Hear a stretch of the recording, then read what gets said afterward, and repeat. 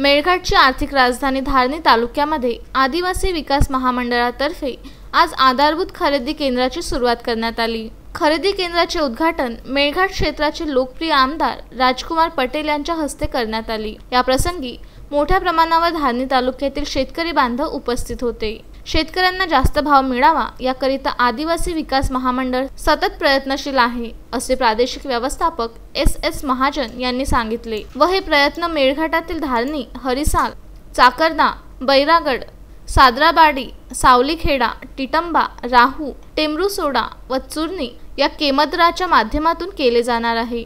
आदिवासी विकास महामंडळाच्या खरेदी केंद्रावर मक्याचे भाव 1850 रुपये तर ज्वारीचे भाव 2620 रुपये ठेवण्यात आले आहे। सदर केंद्र सुरू होण्याच्या आधी धारणी तालुक्यामध्ये लहान व मोठ्या शेतकऱ्यांची व्यापाऱ्यांकडून मोठ्या प्रमाणात आर्थिक पिळवणूक केली जात होती, जी आता खूप प्रमाणात थांबणार असल्याची माहिती सुद्धा महाजन यांनी दिली आहे। शेतकऱ्यांना विभागाद्वारे आपले सातबारे आणून रजिस्ट्रेशन करण्याबाबत आवाहनही आदिवासी विकास महामंडळाद्वारे करण्यात आले आहे। धारणी खरेदी विक्री सोसायटी यार्डमध्ये शेतकरी आदिवासी विकास महामंडळाच्या केंद्रावर आपले धान्य विक्री करू शकतात। आता भविष्यात शेतकऱ्यांना किती लाभ मिळतो हेही पाहण्यायोग्य बाब आहे। जैसे मान निकले वैसे हमारे खरीदी शुरू हो जाने को ना आने वाले समय में हम इसके पूरे ध्यान देंगे, उसमें कोई अड़चन नहीं है। रहा सवाल जब बारिश का उनको इलाज भी नहीं है, हाँ इलाज भी नहीं है, कि वो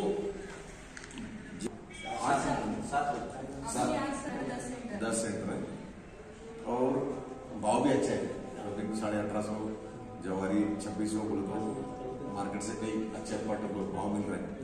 अब रहे जितने मिलना नहीं है उतना ही अगर मान लो सहयोग हो जाता है, मदद हो जाता है, 2 पैसे हर आदमी कमाने और बचाने को सोचता है, वो उनके इसमें आ जाएगा।